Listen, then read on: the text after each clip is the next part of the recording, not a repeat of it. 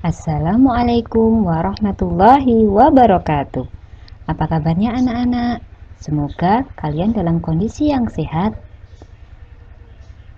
Pada kesempatan kali ini, berjumpa lagi dengan Bu Desi dalam pelajaran IPA. Pekan yang lalu kita sudah belajar tentang bunyi. Apa itu bunyi? Bagaimana bunyi merambat? Dan juga macam-macam bunyi pantul. Kali ini kita akan melanjutkan pembahasan tentang salah satu alat indera manusia, yaitu telinga. Allah sudah memberikan karunia kepada kita, yaitu kita sudah diberi telinga yang sehat. Nah, kita harus selalu mensyukurinya. Bagaimana bentuk kesyukuran kita? Yaitu dengan mendengarkan hal-hal yang baik. Karena apa? Dalam surat Al-Isra ayat 36 Allah berfirman yang artinya, dan janganlah kamu mengikuti apa yang kamu tidak mempunyai pengetahuan tentangnya. Sesungguhnya pendengaran, penglihatan, dan hati semuanya akan dimintai pertanggungjawaban. Nah, oleh karena itu anak-anak, kita harus senantiasa mendengarkan sesuatu yang baik-baik saja.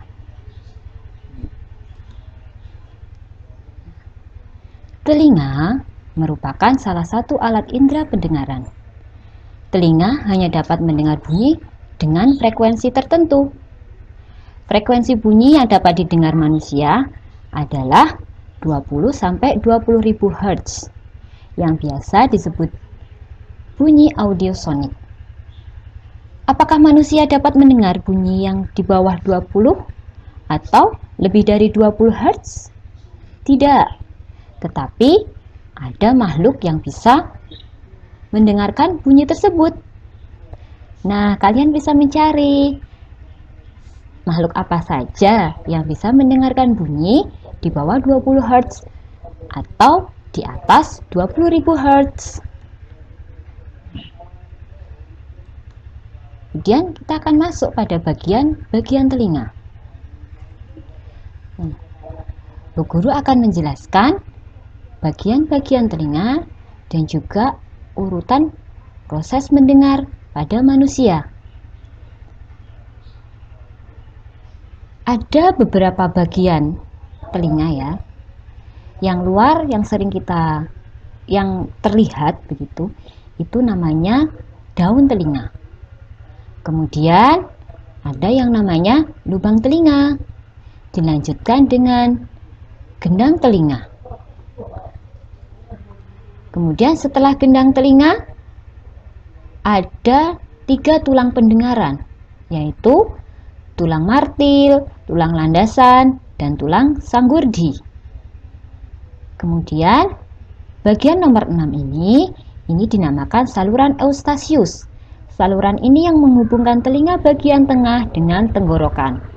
Kemudian dilanjutkan yang nomor 7, yaitu koklea atau rumah siput. Kemudian yang ke-8, saluran setengah lingkaran. Kemudian yang 9 adalah saraf pendengaran. Nah, bagaimana urutan proses mendengar pada manusia? Proses mendengar pada manusia ini kalau Bu Guru urutkan itu ya, dari luar tadi yang Bu Guru sebutkan, bunyi itu akan dikumpulkan di daun telinga, kemudian masuk melalui lubang telinga atau liang telinga. Nah, bunyi itu yang akan menggetarkan gendang telinga, kemudian getaran itu akan diperkuat oleh 3 tulang pendengaran. Dilanjutkan masuk ke rumah siput, kemudian menuju ke saraf pendengaran. Dari saraf pendengaran itu akan menuju ke otak, dan selanjutnya nanti dari otak kemudian akan dikirim kembali, bahwa itu sudah terjadi namanya proses mendengar. Bagian telinga tadi dibagi menjadi 3 bagian ya anak-anak. Ada telinga bagian luar, telinga bagian tengah, dan juga telinga bagian dalam. Nah, ini ringkasan tadi bagaimana proses mendengar pada manusia. Kalian bisa memperhatikan baik-baik ya, bagaimana proses mendengar pada manusia.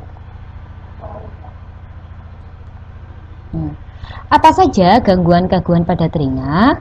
Gangguan-gangguan pada telinga ada tuli, ada juga infeksi telinga. Nah, infeksi telinga itu yang sering terjadi itu misalnya keluar cairan yang berlebihan pada telinga. Nah, itu juga bagian dari infeksi telinga. Nah, kemudian bagaimana cara merawat telinga kita? Yang pertama, hentikan kebiasaan mengorek telinga bagian dalam. Apalagi mengorek dengan benda-benda keras. Kemudian yang kedua, jauhkan telinga dari suara yang terlalu keras.